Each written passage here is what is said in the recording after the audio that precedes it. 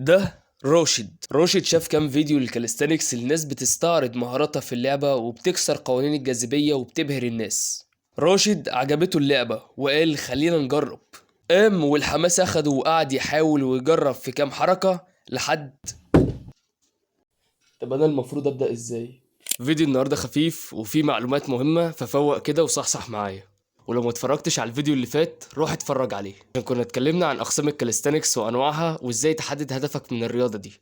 لو اتفرجت على الفيديو وحددت هدفك خلاص، بس انت مبتدئ، عايزك تركن هدفك ده شوية وهخليك ترجع له في الوقت المناسب، وهقول لك ليه في اخر الفيديو.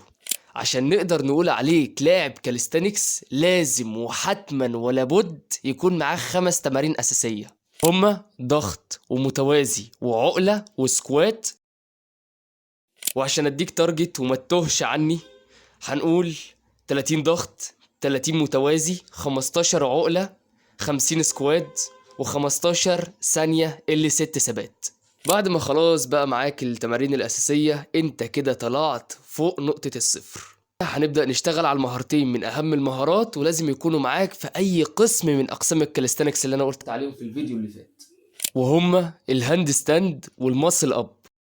خلاص بقى معاك المهارتين دول، دلوقتي تقدر تتعمق في القسم بتاعك لان بقى معاك الاساس كله. انا كده يعتبر اديت لك الخلاصة من ناحية التدريب. تعالى بقى من الناحية العقلية عشان تفهم الدنيا هتبقى ماشية ازاي. اول حاجة، لو انت لسه بادئ اللعبة هتبدأ تزهق تدريجيا لانك لسه مش عارف او بتتأخر اللي انت تجيب اول مهارة ليك. بس صدقني، مع أول مهارة هتجيبها هنا هيبدأ الإدمان بتاعك للعبة. تاني حاجة، إزاي تفتح المهارات بشكل أسرع أو تجيب المهارة بشكل أسرع. المهارات مش بتعتمد على القوة بس، بل إنها بتيجي لما أنت تعود جسمك على الفورم والتكنيك الصح للحركة. عشان بتتفاجئش مثلا وتلاقي نفسك بتعمل 50 عقلة و70 متوازي ومش عارف تعمل الماسل أب.